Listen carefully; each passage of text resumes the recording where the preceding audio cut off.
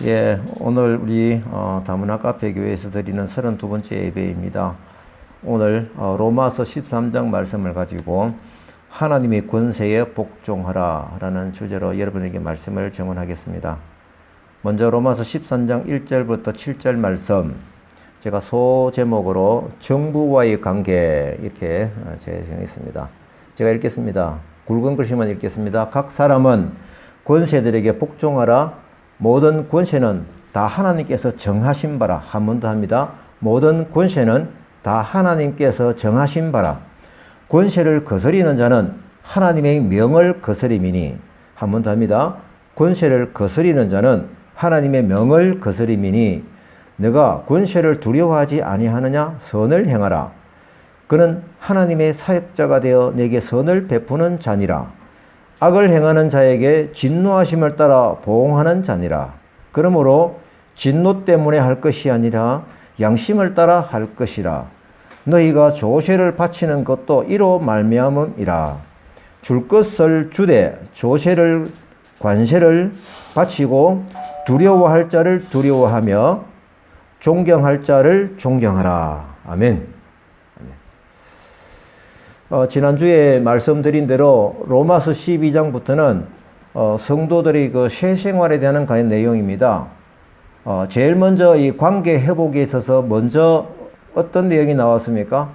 하나님의 관계 회복이었습니다. 이 순서를 좀 중요하게 생각을 해야 합니다. 그러고 나서 교회와의 관계입니다.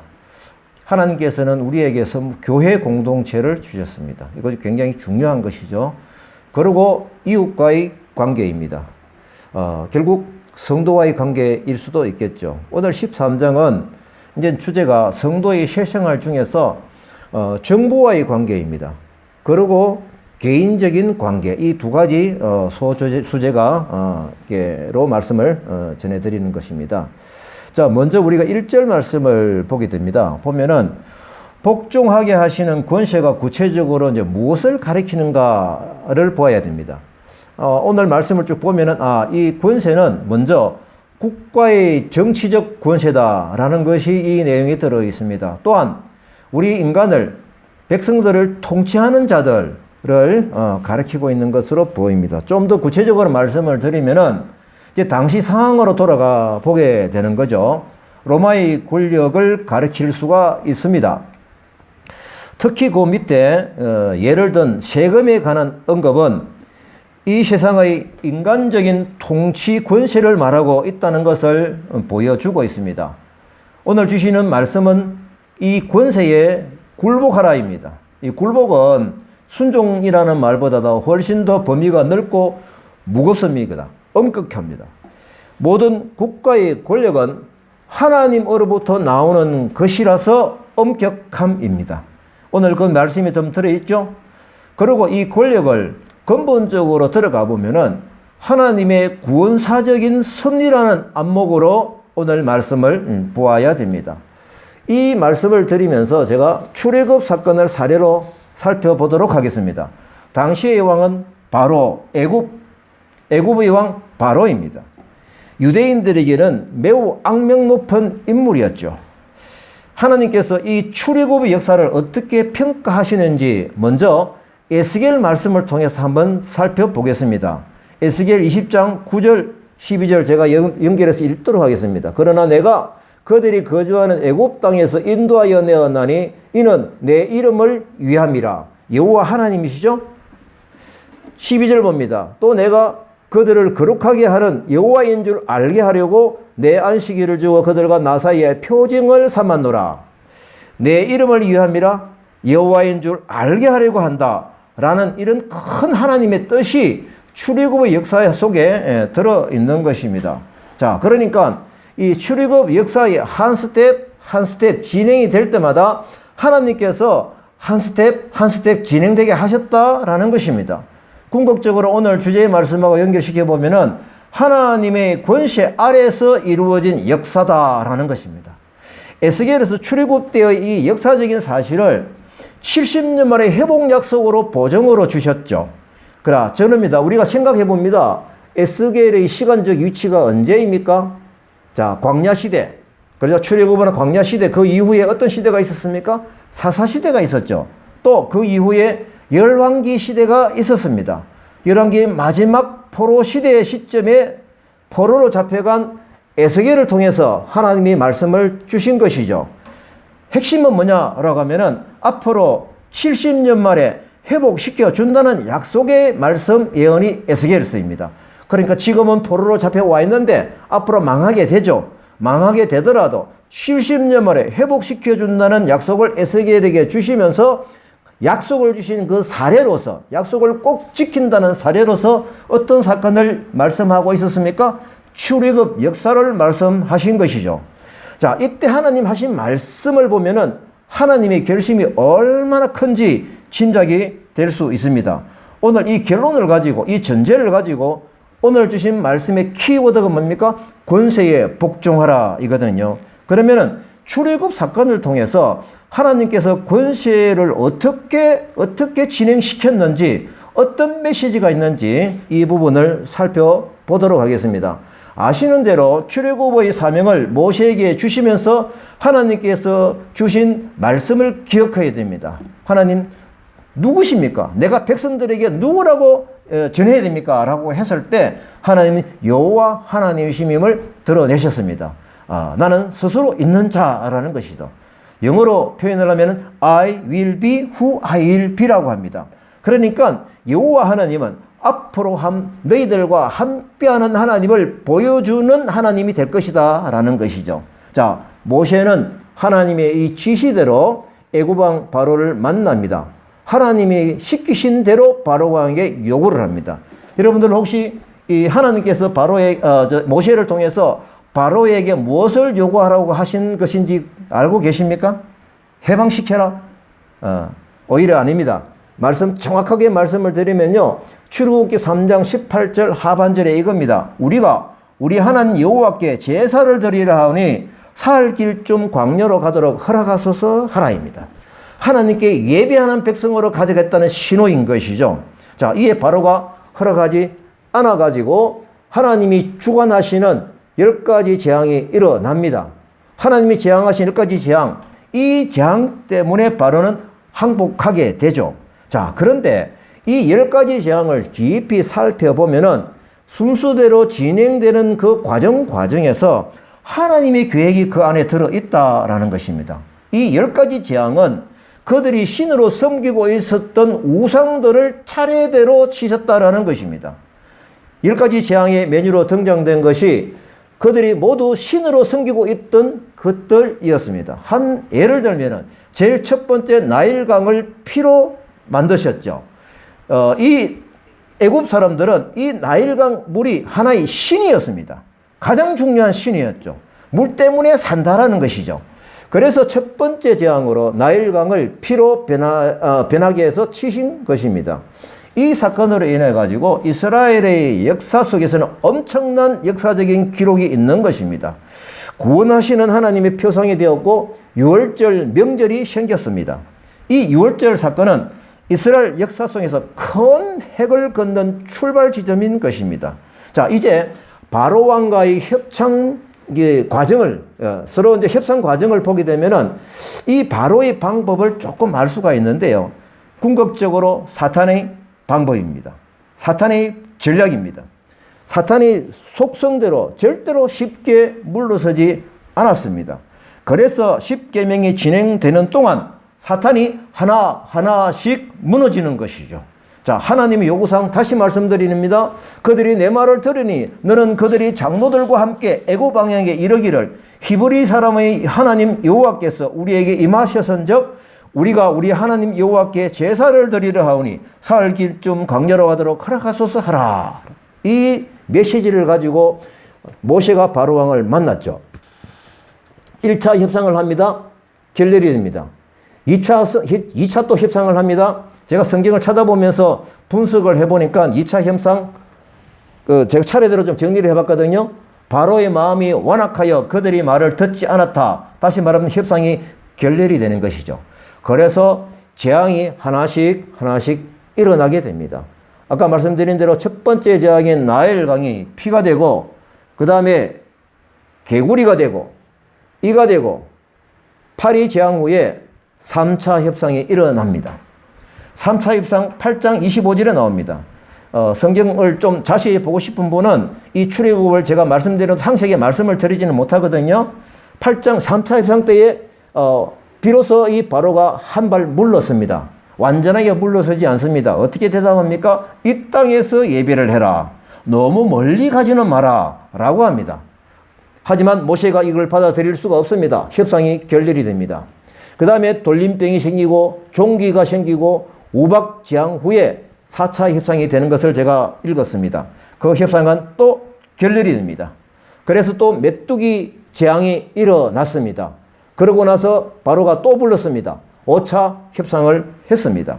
그리고 이때 바로가 모세에게 주는 메시지가 이겁니다. 너희 장정만 가라. 처음에는 어디까지 가라? 멀리 가지 마라. 이 땅에서 하라 했는데 한 발 물러선 것이죠. 너희 장정만 가라. 그래서 협상이 결렬이 됩니다. 그러고 나서 즉시 메뚜기 재앙이 일어납니다. 바로가 또 급히 모세를 부릅니다. 6차 협상 테이블이 열렸습니다. 바로가 바로 변심을 하고 협상이 결렬이 됩니다. 6차 협상이 결렬이 된 후에 출애굽기 10장 20절 말씀 봅니다. 20절을 보게 되면은 그러나 여호와께서 바로의 마음을 완악하게 하셨으므로 이스라엘 자손을 보내지 아니하였더라 라는 겁니다. 무슨 뜻입니까? 하나님의 스케줄대로 가고 있다라는 것입니다. 하나님께서 바로의 마음을 완악하게 해서 지금 계속 거절거절 되어지는 것이죠. 이것이 바로 뭐냐면은 하나님께서는 10가지 그들이 섬기고 있었던 우상의 신들을 하나하나 치고 있다라는 하나님의 스케줄인 것입니다. 그리고 흑암 재앙이 일어나고 7차 협상이 됩니다. 협상도 결렬이 됩니다. 그리고 하나님께서는 마지막 재앙인 장자를 죽게 합니다. 드디어 8차 협상 때에 바로가 항복하는 것입니다. 그것이 출애굽기 12장 31절에서 32절 말씀입니다. 제가 말씀을 읽겠습니다. 내 백성 가운데서 떠나 너희의 말대로 갔어. 그러니까 모세가 요구한 대로 가라 이거죠. 여호와를 섬기며 너희가 말한 대로 너희 양과 너희 소도 몰아가고 나를 위하여 축복하라. 이 말을 하면서 바로가 항복을 드디어 한 것입니다. 자, 이 10가지 재앙 사건의 의미를 우리가 조금 봐야 되거든요. 3가지 정도로 압축이 되고 있습니다. 첫째, 바로에게는 항복하게 만드는 사건이 되었습니다. 또 이 10가지 재앙은 어떤 하나님의 방법이 진행이 된 것입니까? 어떻게 보면 하나님이 저 멀리 있던 하나님, 엘로힘 하나님이었는데 이쪽에 보니까 자기 백성을 정말 구원해 주시는 가까이에서 느껴지는 하나님으로 인식이 되는 큰 사건이었습니다. 또 하나는 뭐냐라고 하면은 이 모세의 지도력이 엄청나게 위치를 확보하는 사건이 되었다라는 것입니다. 지도자로서 분명히 인식을 시켜주는 큰 사건이 되었던 것입니다. 자, 이제 제가 살펴보고 싶은 것은 모세가 하나님의 권세에 순종하여 하나님의 때를 기다렸다라는 것입니다. 만약에 중간에 신경질이 나가지고 버럭하면서 백성들하고 대모를 하는 이런 실수를 범했다라고 하면은 하나님은 10가지 재앙까지 가는 스케줄이 막 스톱이 될 수가 있다라는 것입니다. 그래서 하나님께서는 이 과정 중에 어려움이 진행이 되지만은 하나님께서는 하나님의 권세에 순종하라라는 메시지를 주는 것입니다. 다시 이제 본문으로 좀 돌아옵니다. 이제 2절부터 7절까지 말씀을 봅니다. 권세를 거스리는 자는 하나님의 명을 거스립니다. 권세를 거스리는 자는 하나님의 명을 거스립니다. 거스리는 자들은 심판을 자취하리라. 여기서 중요한 것은 권력 그 자체의 정당성보다는 모든 권력 위에 결정권을 가지고 섭리하시는 하나님의 주권, 하나님의 구속사적인 주권이 강조되어야 한다는 것입니다. 바울의 메시지를 좀 더 이해하기 위해서 또 하나 고려해야 될 사항이 있습니다. 지금 구약 성경을 말씀드렸지만 우리는 지금 로마서를 보고 있거든요. 그 로마서의 상황이 어땠습니까? 그 당시에 유대주의자들에게는 이 로마가 어떤 정도의 감정이었습니까? 완전히 적이죠. 로마를 싫어했고 자기 나라를 독립시키는 것을 소원을 했습니다. 다시 말하면은 반로마적인 행동을 불사했던 민족이 바로 유대민족이었잖아요. 이러한 상황에서 바울이 기독교인들에게, 유대인들에게 로마 권력에 복종하라고 가르치고 있습니다. 무슨 뜻입니까? 이 불순한 로마의 권력 위에서 역사하시는 하나님의 권세를 깨닫게 하시는 바로 이 말씀입니다. 깊이 보지 않으면 우리가 또 다른 마음을 품을 수가 있는데, 오늘 이 말씀을 우리가 받으면서 현실적으로 제가 한번 적용을 시켜봅니다. 참 감사했습니다. 왜냐하면 지금 우리나라에 코로나가 재확산이 되고, 제 이 말씀을 묵상할 때는 그때 정부에서 사회적 거리두기 2단계가 발효가 되었고, 지금도 어느 정도 진행이 되고 있죠. 교회는 뭐 50명까지는 비대면으로 300명 이상 좌석일 때 그렇게 되고 있습니다. 어때까지나 정부에서 계속 이렇게 규제를 하고 있다라는 것입니다. 우리가 예배인데, 그래서 우리가 비대면하는 행정명이 내려졌는데 우리가 어떻게 해야 될 것이냐라는 것입니다. 부분적으로 수용하는 교회와 반발해서 또 대면 예배를 강행하는 교회도 있습니다. 제가 마음이 좀 헷갈렸습니다. 오늘 말씀을 보니까 확실한 하나님의 뜻을 깨달을 수가 있습니다. 정부의 지시에 따라가는 것이 맞습니다.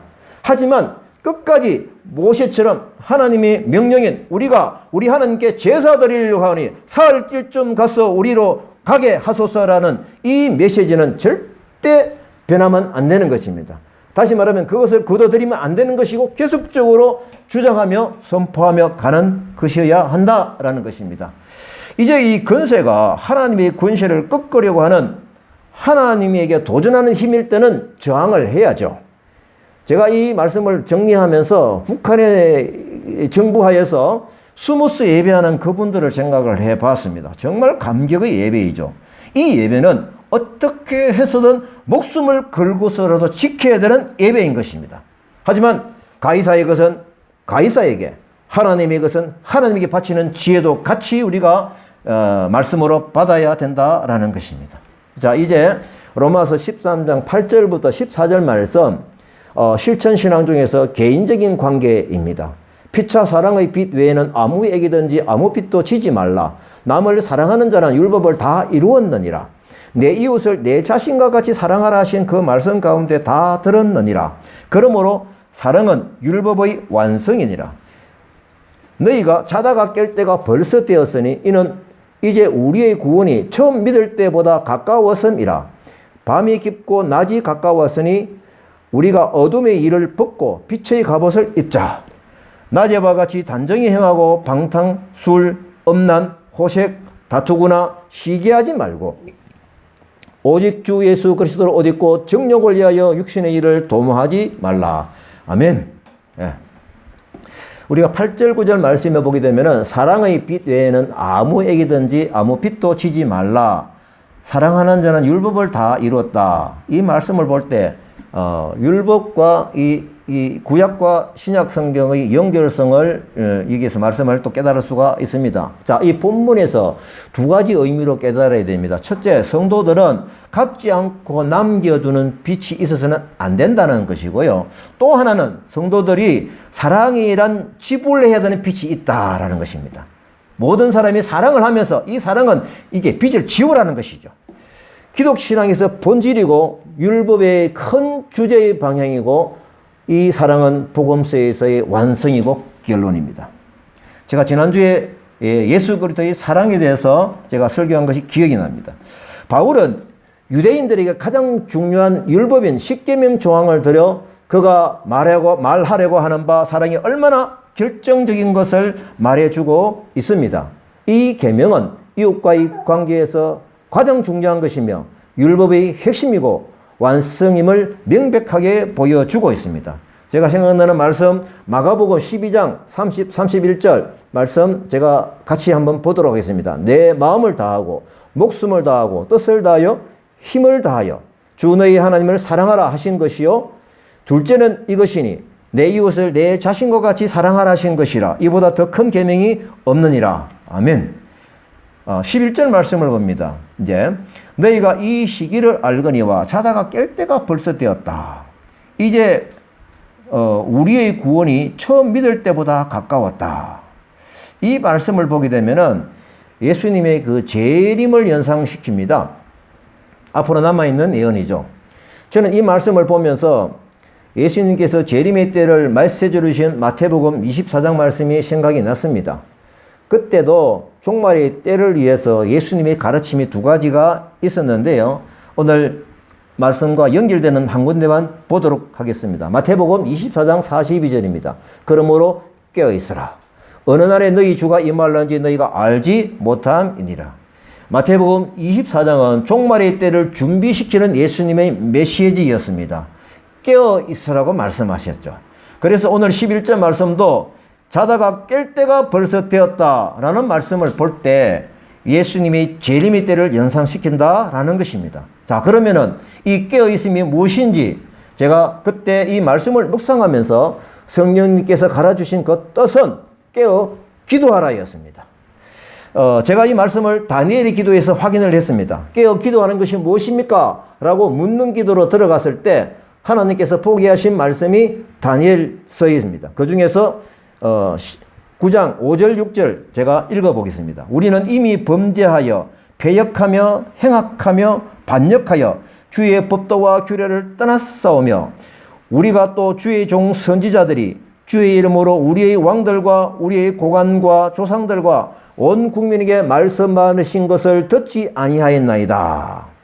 이 말씀이 뭐냐면 에레미야를 통해서 이렇게 하면 안 돼, 이렇게 하면 안 돼, 망하게 돼 라는 예언을 그렇게 많이 주셨는데 백성의 왕들과 고관들과 그 다음에 조상들 모든 그 사람들이 하나님의 뜻을 거역했다, 듣지 않았다.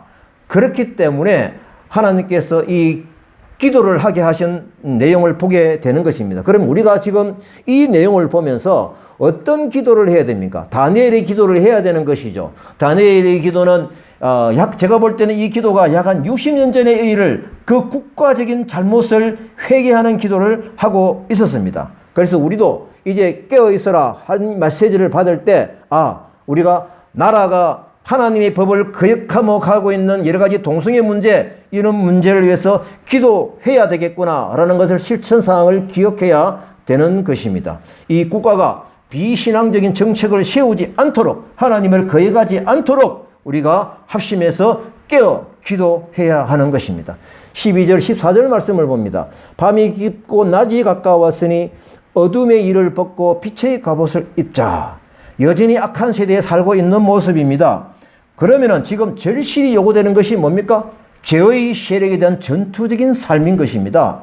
이 방법은 어둠의 일을 벗는 회개기도입니다. 회개할 내용이 무엇입니까? 13절에 주셨습니다.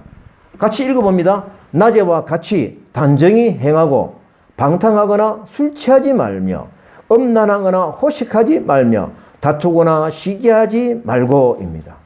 우리 성도들은 비록 어두움의 세상에 접하며 살고 있지만 우리 성도의 실체는 낮의 자녀여야 한다라는 것입니다. 그러면 어떻게 해야 됩니까? 어둠의 옷을 벗어버려야 되죠. 14절에 보게 되면은 오직 주 예수 그리스도로 옷 입을 수 있는 바로 이 빛의 옷을 입어야 된다라는 것입니다. 그리스도의 옷을 입으면은 낮의 자녀처럼 살아갈 수가 있는 것입니다. 바울사도는 이 과정을 빛의 갑옷을 입는 이 과정을 에베소서에서 상세하게 가르쳐 주셨거든요. 에베소서 6장 13절에서 17절 말씀입니다. 어떻게 해서 우리가 빛의 갑옷을 입을 수 있는지 이 13절 17절 제가 말씀을 읽겠습니다. 하나님의 전신갑주를 취하라. 능히 대적하고 서기 이함이다. 그런즉 서서 진리로 너희 허리띠를 띠고 의의 호신경을 붙이고 평안의 복음이 준비한 것으로 신을 신고 모든 것 위에 믿음의 방패를 가지고 이로써 능히 악한 자의 모든 불화살을 소멸하고 구원의 투구와 성령의 검 곧 하나님의 말씀을 가져라. 우리가 여기서 눈여겨보셔야 될 것은 진리로 허리띠, 의의 호신경, 복음의 신, 믿음의 방패, 구원의 투구 어떻게 보면은 전쟁터에서 모두 수비용입니다. 수비용입니다. 공격용은 딱 하나입니다. 우리가 이걸 알아야 됩니다. 뭡니까? 성령의 검, 곧 뭡니까? 하나님의 말씀입니다. 이 말씀을 생각할 때 기억나는 상황이 있습니다. 광야에서 예수님께서 시험을 받으실 때 40일 금식 기도하실 때 사탄이 옆에 와서 배고프지? 뭐라고 합니까? 돌을 떡으로 만들어 먹으라고 예수님을 유혹할 때 예수님이 말씀으로 물리치셨죠. 사람이 떡으로만 살 것이 아니요 하나님의 입으로 나오는 모든 말씀으로 살 것이니라 라고 말씀하신 것처럼 말입니다. 우리는 그리스도의 옷을 입었으면 자신의 정욕을 위하여 육신의 일을 도모하지 말아야 합니다. 자, 이제 제가 이 말씀 설교를 간증으로 좀 제가 마무리하도록 하겠습니다. 13장 12절 말씀입니다. 밤이 깊어 낮이 가까워서니 어둠의 일을 벗고 빛의 갑옷을 입자입니다. 제가 오늘이 10월 4일이죠. 어제 10월 3일입니다. 그 새벽에 묵상을 하면서 적은 글입니다. 제가 추석 휴가 마지막 날에 사실 10월 2일이었죠. 우리 다카팀들하고 낚시하러 갔습니다. 근데 제가 속이 좋지 않고 또 멀미 증상이 있고 굉장히 불편해서 낚시터에 갔다가 그냥 간식만 전해주고 저는 집으로 들어와서 누워버렸습니다. 너무 힘이 들더라고요. 막 멀미 증세, 토할 것 같고 머리가 어지럽고 아프고 그래서 제가 하나님께 기도했습니다. 배를 잡고 하나님 이 좀 낫게 해달라고 기도했습니다. 그런 배는 나아지지 않았습니다. 고통스러운 시간이 막 지나갔습니다. 거의 하루가 다 지났을 때 갑자기 침을 맞고 싶다는 생각이 들어왔습니다. 그래서 제가 저녁 늦게 침을 잘 놓는 권사님께 사정을 해서 그 댁에 가서 제가 마사지에 침을 맞고 좀 편안해서 집에 와서 잠을 잘 수가 있었습니다. 참 고마운 분입니다. 제가 이제 눈을 떠보니 새벽 4시였습니다. 아직 몸이 찌부둥하고 머리도 어질어질합니다. 하지만 어제보다는 굉장히 편안해졌습니다. 제가 설교 준비를 많이 놓쳤기 때문에 설교 준비를 위해서 책상에 앉았는데 속이 너무 불편한 거예요. 그래서 토하게 되었습니다. 제가 그 화장실 변기를 붙잡고 토하면서 제가 이제 생각을 해봤습니다. 제가 무엇을 잘못 먹어서 이렇지라고 적극적으로 생각을 해보니까 생각이 났습니다. 제가 낚시 간식을 챙기면서 찹쌀이 많이 섞인 떡을 제가 좀 이렇게 잘라서 이렇게 좀 먹기 좋게 포장을 좀 했었거든요. 그 마지막에 그 한 쪼가리가 남아가지고 그 쪼가리를 제가 그냥 좀 먹었어요. 예, 아침에 사실 이것만 먹었습니다. 이것 때문에 아마 위에서 장으로 내려가는 그 길이 탕 막힌 것 같아요. 그래서 물을 먹어도 물 다 토하고 그렇게 했습니다. 제가 그래서 화장실 변기를 붙잡고 막 토하면서 영적인 깨달음이 온 거예요. 나에게 맞지 않는 영적인 음식을 먹었을 때도 이렇게 생각할 수 있어야 될 텐데 그러면은 토해야 될 텐데 만약에 그걸 먹었다 그러면은 이 토하는 것이 뭘까라고 제가 막 토하면서 생각해 볼 때에 그 전에 허승도 목사님께서 금식 기도를 하면서 막 토한 체험을 얘기를 하셨습니다. 그때 속에 있는 나쁜 것들이 다 빠져나가는 영적인 나쁜 것도 다 빠져나가는 영적인 체험을 했다라는 것이 제가 기억이 났습니다. 그래서 회개기도구나. 회개기도를 해야 되겠구나. 그래서 이것이 바로 로마서 13장 12절의 말씀 어둠의 일을 벗는 일이죠. 저는 아직까지 이 말씀을 제가 몰랐습니다. 하지만 제가 이 경험을 하면서 오늘 이 하나님 주셨던 이 체험이 오늘 말씀으로 주시면 제가 간증하겠습니다는 마음을 가지고 있었거든요. 그리고 제가 그 탐토하면서 하나님이 싫어하실 만한 그 잘못 먹은 영적인 행위가 뭐냐라는 것을 기도하면서 제가 적극적으로 생각해 내었습니다. 그래서 회개 기도를 해야 되기 때문에 생각을 해낸 것이죠. 그것이 뭔지 드러났습니다. 사실 좀 이상하게 저는 별로 가해자가 아닌데 이유 없이 제 느낌 때문에 그래서 이유 없이 배척하는 사람들이 참 좀 있었습니다. 그래서 그 사람들이 좀 미워하는 마음이 제 마음속에 많이 쌓였습니다. 그러니까 그 부분이 토해내어야 될 그 떡처럼 제가 생각이 났습니다. 그래서 성령님께서 생각나게 하셨으니까 제가 순간적으로 토하면서 계속 이 부분을 가지고 회개 기도를 했습니다. 동시에 고통을 준 나에게 맞지 않는 그 음식은 앞으로 내가 절대 먹지 않으리라. 제가 그거는 제가 절대 안 먹을 거거든요. 그래서 똑같습니다. 제가 그 음식을 안 먹어야 되겠구나라는 적극적인 방어까지 제 마음속에 결심이 되었던 것입니다. 그래서 체해서 토할 때에 내가 무엇을 잘못 먹었지라는 것을 생각해야 하는 것처럼 우리는 영적으로도 잘못 먹은 음식이 뭐지? 잘못 먹은 생각이 뭐지? 이것을 계속 생각해야 된다라는 것입니다. 왜냐하면은 우리는 빛의 자녀이기 때문에 그렇습니다. 그래서 하나님이 주신 전 지혜에 대해 너무 감사하고 기뻐서 하나님 감사합니다라는 기도로 바뀌었습니다. 그래서 제가 이 글을 쓰면서 지난주에 제가 설교한 내용이 생각이 났습니다. 그래서 원고를 다시 한 번 더 확인을 하고 말씀의 검으로 정확히 제가 마음속에 간직하기 위해서 이 말씀을 다시 마지막으로 같이 한번 읽고 저희들이 예배를 마치도록 하겠습니다. 로마서 12장 12절에서 21절 15절에서 21절 말씀입니다. 있죠? 예. 이거는 우리 같이 한번 읽으십시다. 즐거워하는 자들과 함께 즐거워하고 우는 자들과 함께 울라. 서로 마음을 같이하며 높은 데 마음을 두지 말고 도리어 낮은 데 처하며 스스로 지혜인 태 하지 말라.